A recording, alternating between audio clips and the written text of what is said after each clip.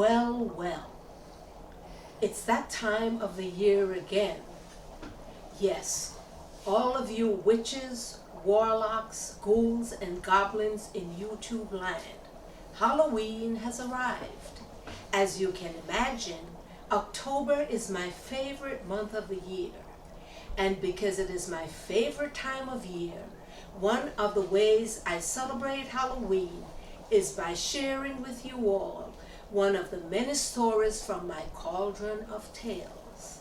The tale I will share with you tonight is one of love and murder, how sometimes one can get away with the most terrible and wicked crime. Let us now look into the cauldron together on this frightful night and hear this tale of death and deception.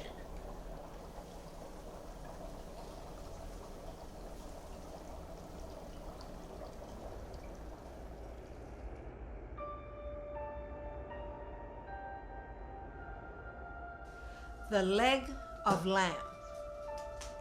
Mary Maloney was waiting for her husband. He usually arrived home from work around 5:30 p.m. Now and then she glanced at the clock. She wanted to have the dinner ready when he came home.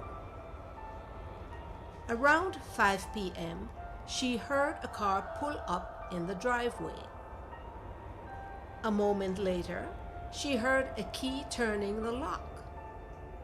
The front door opened and her husband walked in. "You're home early, dear," she said. "Is there something wrong?" "I was just about to get dinner ready." "Don't bother me," he said gruffly. "I'm not hungry. Sit down. I've got something to tell you." "What is it, darling?" she said as she took a seat. "What's the matter?" "I might as well come right out and tell you," he muttered. "You're old and you're fat. You're ugly and I don't love you anymore." Mary couldn't say anything. She just sat there staring at him with a puzzled look on her face. "I want a divorce," her husband said. "I've met someone else. She's young, thin, and beautiful. I love her and she loves me. That's all there is to it. I'm leaving tonight." Mary was shocked. She couldn't believe what was happening.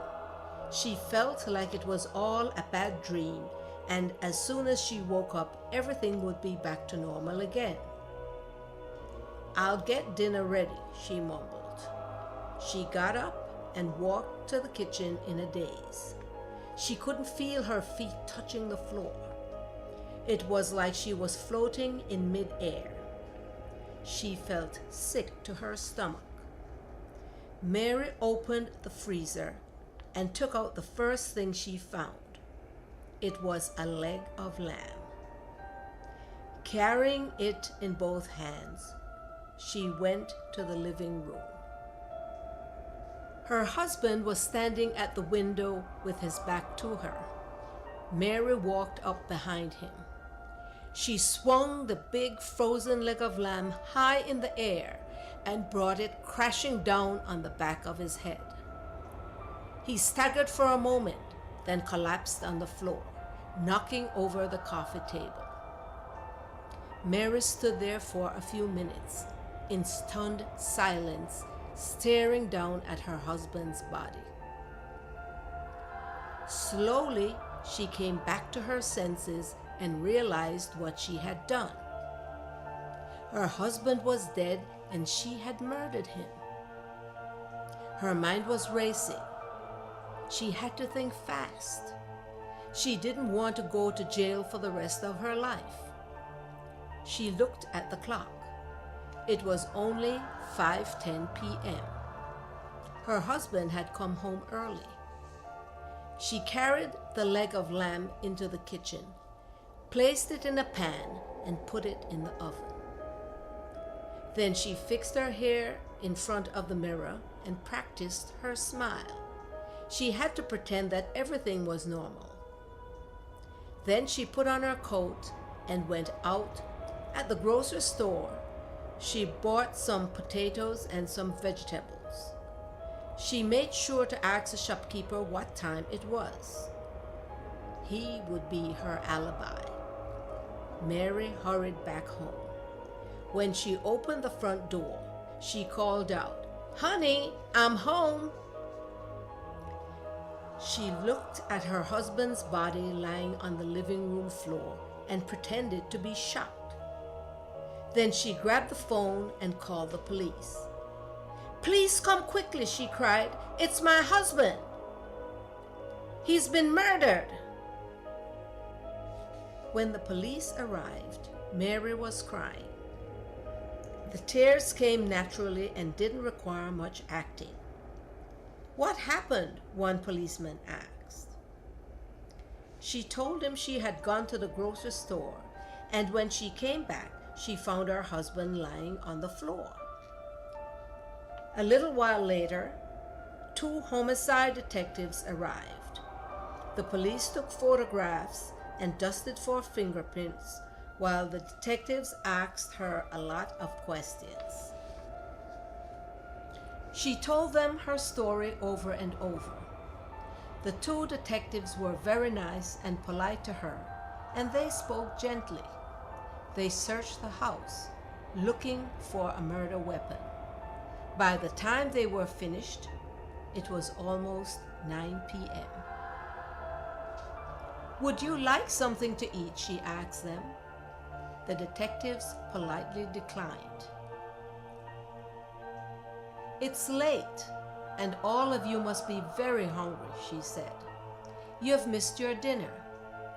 The lamb I made will go to waste, and I'll have to throw it away. It would be a shame for it to go to waste." The detectives hesitated, but they were very hungry, and in the end, they all sat down around the kitchen table. The police officer, the photographer, and the crime scene experts joined them. Mary carved the meat off the leg of lamb and served it to them in 4 big plates. Mary sat in the living room and listened. The kitchen door was open, and she could hear the policemen talking as they were stuffing their faces. "The killer must have used a club or some sort of bat," said one of them. "The back of his skull was smashed in. You can't hide a murder weapon that big," said another. "The murderer wouldn't have taken it with him. It should be easy to find," said another. "It's probably right under our noses." By the time they had finished eating, there was nothing left of the leg of lamb but a single bone. The hour has come when it's time for me to go off into the night and search for more innocent, wandering souls to feed and replenish the magic of my cauldron of tales. A warning to those of you who are planning to go out trick-or-treating tonight. Walk not alone and be wary of strangers. But before I take my leave, I want to wish a happy Halloween to Jonathan, Nathan, Joanne, Leanna, and all the fun-loving kids of the world. Happy Halloween! Ha ha ha ha ha ha ha ha ha ha